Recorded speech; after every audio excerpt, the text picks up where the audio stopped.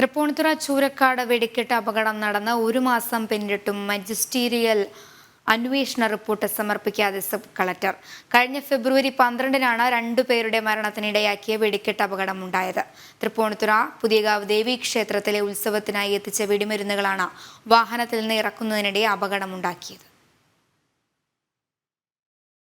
ക്ഷേത്ര ഭാരവാഹികൾ ബോധപൂർവം സൃഷ്ടിച്ച അപകടമല്ല തൃപ്പൂണിത്തുറയിൽ സംഭവിച്ചതെങ്കിലും അപകടത്തെ സംബന്ധിച്ച് വിശദമായി പരിശോധിച്ച് റിപ്പോർട്ട് നൽകാൻ മജിസ്റ്റീരിയൽ അന്വേഷണം സർക്കാർ പ്രഖ്യാപിച്ചിരുന്നു. അപകടം നടന്ന് 2-ാം ദിവസം അന്വേഷണ ചുമതലയുള്ള fort Kochi sub collector K മീരയുടെ നേതൃത്വത്തിലുള്ള സംഘം സംഭവ സ്ഥലത്തെത്തി തെളിവുകൾ ശേഖരിച്ചിരുന്നെങ്കിലും ഇതുവരെയും അന്വേഷണ റിപ്പോർട്ട് സമർപ്പിച്ചിട്ടില്ല. സ്ഫോടനത്തിൽ 2 പേർ മരിക്കുകയും നിരവധി പേർക്ക് പരിക്കേൽക്കുകയും 300-ലധികം വീടുകൾ തകരുകയും ചെയ്തിരുന്നു. സ്ഫോടനത്തിന്റെ ഉഗ്ര ശബ്ദം കാരണം കുട്ടികളടക്കം നിരവധി പേരുടെ കേൾവിശക്തിയെയും സ്ഫോടനം പ്രതികൂലമായി ബാധിച്ചിരുന്നു. എന്നാൽ ഇവ സംബന്ധിച്ച മജിസ്റ്റീരിയൽ അന്വേഷണ റിപ്പോർട്ട് വൈകുന്നത് അടിയന്തര സഹായമടക്കമുള്ളവ ലഭിക്കുന്നതിന് തടസ്സം സൃഷ്ടിക്കുന്നെന്നാണ് പ്രദേശവാസികളുടെ ആക്ഷേപം.